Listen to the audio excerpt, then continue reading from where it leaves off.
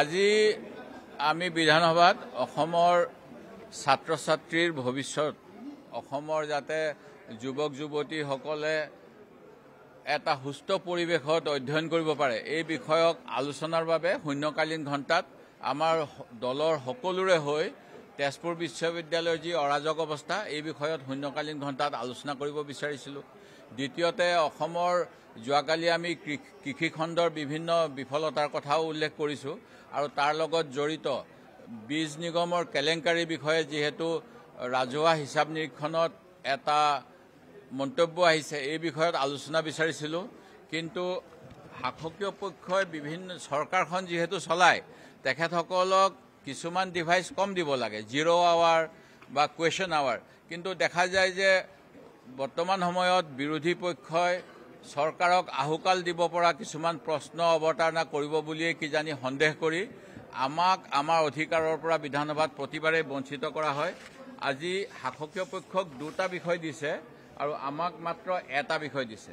আমি সেই বিষয়ত কৈছিলোঁ আমাক কমেও দুটা বিষয় দিয়ক যাতে আমি ৰাইজৰ হৈ কিছু কথা ক'ব পাৰোঁ। বিশেষকৈ যোৱা 70 দিনমান ধৰি তেজপুৰ বিশ্ববিদ্যালয়ত অচলাৱস্থা হৈ আছে। এজন RSSৰ সমৰ্থকক তেজপুৰ বিদ্যালয়ৰ উপাচাৰ্য কৰিছে, যিখন তেজপুৰ কেন্দ্ৰীয় বিশ্ববিদ্যালয় অসম চুক্তিৰ দফা অনুসৰি অসমৰ ছাত্ৰ ছাত্ৰীসকলৰ উজ্জ্বল ভৱিষ্যতৰ বাবে স্থাপন কৰা হৈছিল। যিখন স্থাপন কৰাৰ ক্ষেত্ৰত স্থানীয় ৰাইজ অসম চৰকাৰৰ সেই সময়ৰ বিভিন্ন শিক্ষা বিভাগৰ বিষয়া কৰ্মচাৰীসকলৰ যথেষ্ট অৱদান আছিল। সেই সকলোখিনি অৱজ্ঞা কৰি এই তেজপুৰ বিশ্ববিদ্যালয়ৰ পৰা তেজপুৰ কেন্দ্ৰীয় বিশ্ববিদ্যালয়ৰ পৰা অসম বিৰোধী চক্ৰান্ত চলি আছে।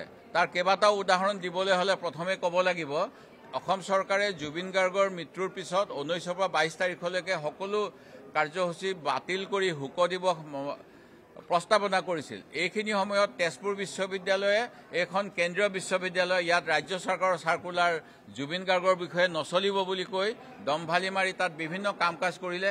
ইয়াৰ বিৰুদ্ধে যেতিয়া ছাত্ৰ ছাত্ৰীসকলে প্ৰতিবাদ কৰিলে তাৰ পিছৰ পৰা তেওঁলোকক বিভিন্ন অসুবিধা কৰাৰ ব্যৱস্থা হ'ল। উদাহৰণস্বৰূপে এই যিজন ভাইচ চেঞ্চেলৰ তেখেতে 60% সময় আমাৰ তেজপুৰ ইউনিভাৰ্চিটিত নাথাকে। তেওঁ বিভিন্ন ধৰণৰ ফাইনেন্সিয়েল কেলেংকাৰী কৰি আছে। যিখন বিশ্ববিদ্যালয় 2016 চনত 5ম স্থানত আছিলে NIFR-ত বৰ্তমান সময়টোত প্ৰায় 100%লৈ তেওঁলোকৰ পইণ্ট নামি গৈছে। তেওঁলোকে যিসকল স্থানীয় কৰ্মচাৰী তেওঁলোকক উৎপীড়ন চলায়।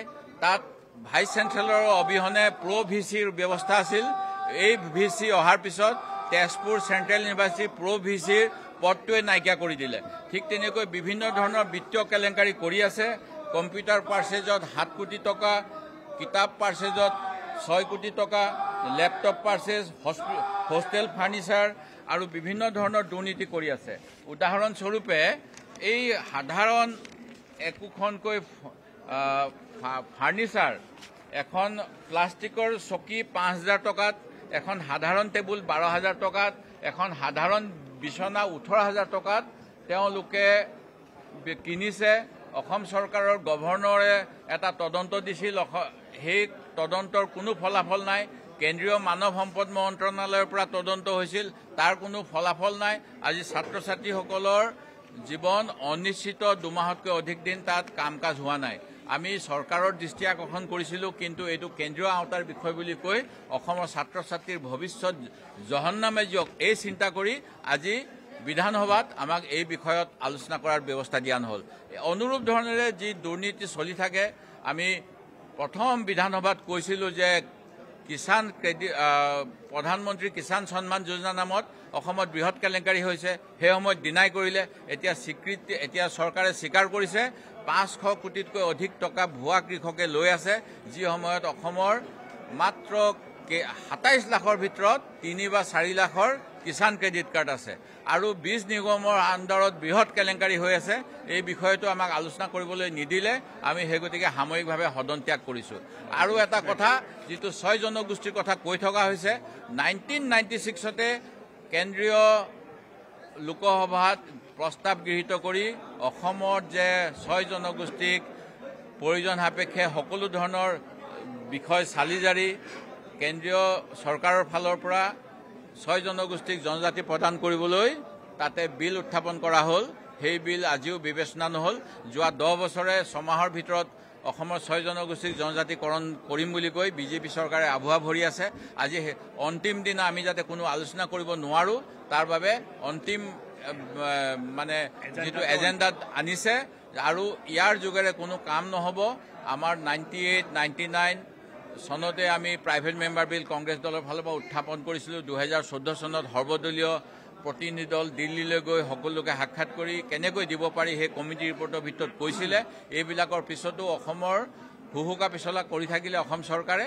এতিয়া ৰাইজৰ উত্তেজনা দেখি তেওঁলোকে এতিয়া এখন এই কেবিনেট মিনিষ্টাৰৰ ৰিপৰ্টটো দিছে। আমি ভাবোঁ অহা ডিচেম্বৰৰ 2 তাৰিখৰ পৰা 19 তাৰিখৰ ভিতৰত যি লোকসভা ৰাজ্যসভাৰ অধিৱেশন হ'ব সেইখিনি সময়তে অসমৰ জনজাতিকৰণ ঘোষণা কৰি বিল আইনত পৰিণত কৰি অসমৰ জনগণৰ প্ৰতি যি অন্যায় সেই অন্যায়ৰ পৰা মুক্তি দিব লাগে। এনেকুৱা কোনো তথ্য নাই, এইটো ভুল তথ্য। মই আপোনালোকক ইতিমধ্যে LOP গ্ৰুপত গোটেইখিনি শ্বেয়াৰ কৰিছোঁ। তাত মাত্ৰ ডক্টৰ জয়ন্ত ৰংপুৰীয়া আৰু এজন সাংসদে ডিচেণ্ট দিছিলে। বাকী পৱন সিং ঘাটোৱাৰ, প্ৰবীণ শৰ্মা, অৰুণ শৰ্মা আৰু সকলো অসমৰ যিমান জনপ্ৰতিনিধি যিসকলক দিয়া হৈছিল তেখেতসকল সকলোৱে সহমতি জনাইছে। আপুনি বিচৰা বাতৰি পাব কেৱল নিউজ 18 এপত। নিউজ 18 এপ ডাউনলোড কৰিবলৈ স্কেন কৰক এই QR কোড। গুগল প্লে ষ্টৰতো পাব এই নিউজ 18 এপ।